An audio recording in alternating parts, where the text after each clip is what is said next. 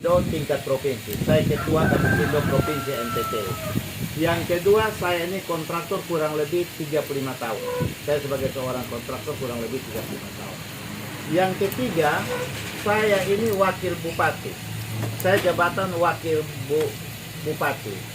Yang keempat, saya mau sampaikan bahwa saya sampaikan waktu kita turun, habis saya begitu lihat sidak, habis ada teman-teman wartawan berapa yang ikut. Saya minta untuk proyek itu di PHK. Karena apa? Karena sudah melewati waktu masa adendum. Sehingga dia punya waktu yang berjalan lanjut itu adalah menurut saya tanpa payung hukum. Sehingga lebih baik itu di PHK, dilelang kembali. Kalau teman-teman tahu dari 45 masalah ini, yang satu lagi, yang kelima, saya mau sampaikan. Kalau pekerjaan bangunan, tidak mungkin orang minta sampai 10%. Itu orang gila. Saya seorang kontraktor, saya tahu betul. Nah, kalau 4-5 hal yang saya sampaikan ini, mana mungkin saya bisa minta dia 10%. Dan kalau saya mau minta 10%, ngapain saya mesti lewat kepala dinas? Tanya semua kepala dinas, pernahkah Jerry Manafe minta uang fee proyek? Saya tidak tahu kalau orang lain, itu bukan urusan saya. Tapi kalau saya pribadi, saya sangat mengerti dan saya sangat tahu bahwa proyek itu akan bermasalah. Makanya dari awal saya sudah bilang di PHK. Yang kedua, saya tahu proyek itu bermasalah, makanya saya turun tidak sendiri, tapi saya ajak APH dalam hal ini Ibu Sebi Manutebe sebagai Kejari Olamasi atau Kejari Kabupaten Kupang. Yang ketiga, saya sudah lihat bahwa proyek ini cukup berat pekerjaannya karena prosentase yang waktu kita turun belum mencapai. Tapi saya tidak tahu dia punya prosentase yang sebenarnya berapa.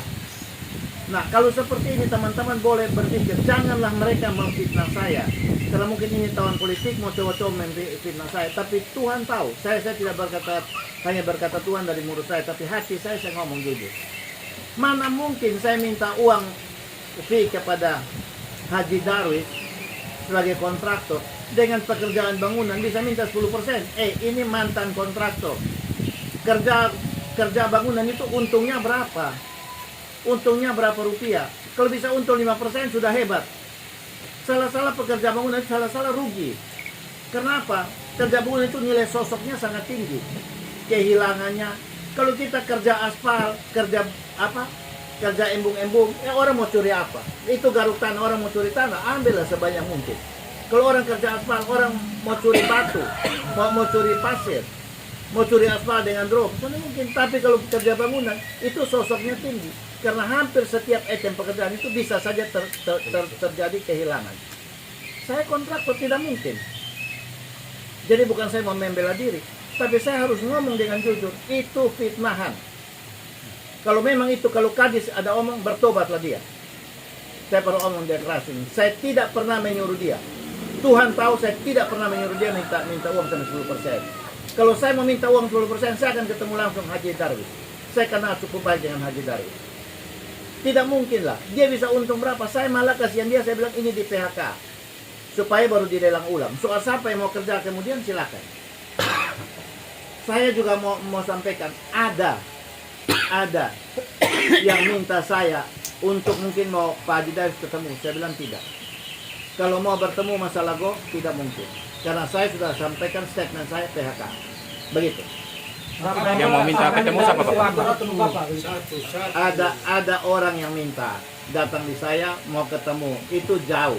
Begitu kita turun, kita lihat saya minta PHK, ada yang bilang saya, Pak, apa boleh bertelepon, apa boleh kita bisa bertemu dengan Pak Haji Darwis? Saya bilang tidak.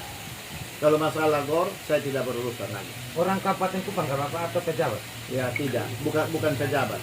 Bapak, apakah berarti bahwa Pak Seprilau ini bawa nama Bapak gitu? Kalau menurut saya bawa nama saya dan itu fitnah.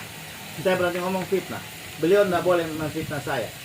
Bapak bilang itu sebelum Bapak turun ke lokasi itu setelah 2 atau 3 hari tanda tangan kontrak, Ya, baru harus kasih pergi ke sana bilang apa yang suruh. Ya. Kalau kita pakai logika ya, kalau belum tanda tangan kontrak, saya suruh minta, itu lebih gila lagi. Setelah. Ya, kalau setelah tanda tangan kontrak, sebelum orang kerja, saya suruh minta, itu lebih gila lagi. Lebih gilanya di mana? Bagaimana mungkin orang belum kerja, belum tahu mungkin uang muka, dia belum bikin apa-apa, kok saya bisa minta uang 10%? Itu kan tidak masuk logika, tidak masuk akal. Itu fitnah. Saya bilang. Dan kalau memang saya suruh minta begitu, masa saya perintah suruh PHK? Mungkin dia punya bukti, Bapak. Bukti apa? Mungkin Pak Sipri punya bukti untuk masuk dalam. Silakan, buka aja. Buktinya di mana? Tapi kalau dia berbohong, Tuhan akan menegur dia. Saya cuma bilang begitu. Kalau saya yang berbohong, Tuhan juga akan menegur saya. Kalau memang saya ada minta, Tuhan akan tegur saya.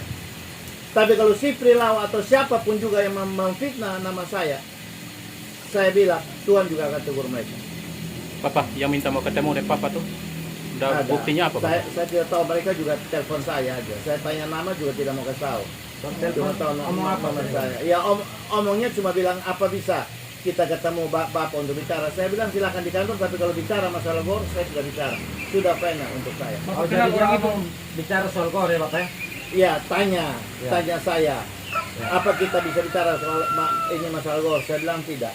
Karena itu sudah final, saya sudah bilang PHK. Menurut saya PHK.